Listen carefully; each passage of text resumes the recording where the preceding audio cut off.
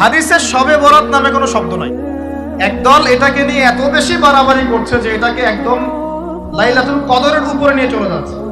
আরেক দল দেখা যাচ্ছে এটাকে এমন ভাবে পরিত্যাগ করছে যে এইতে কিছুই করা যাবে না, কোনো ফজিলতি নাই। এখন আসলে মধ্যম পন্থা কি, মাঝখানে আমরা কি করবো তা জানার দরকার আছে কি নাই? অনেক হাদিসের অনেক আলোচনা, প্রায় 40-50 পৃষ্ঠার বই, সব আলোচনা তো মাহফিলে করা সম্ভব না। আমি সারমর্মটুকু বলি। সারমর্ম কি?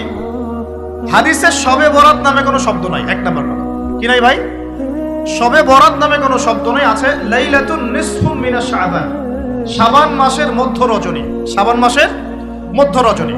শাবান মাস কি? উত্তর, নবী সাল্লাল্লাহু আলাইহি ওয়াসাল্লাম রমজান মাসের পর যে মাসে রোজা রাখতে বেশি গুরুত্ব দিয়েছেন তার নাম শাবান।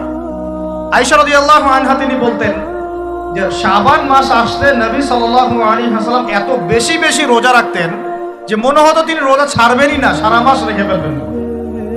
বেশি থেকে বেশি রোজা রাখতেন শাবান মাসে। প্রশ্ন হচ্ছে কেন? উত্তর, এমনিতে এই মাসটা বরকতময় এবং এই মাসে আল্লাহ পাক তার রহমতে বিপুল সংখ্যক মানুষকে জাহান্নাম থেকে মুক্তি দান করেন। সুবহানাল্লাহ।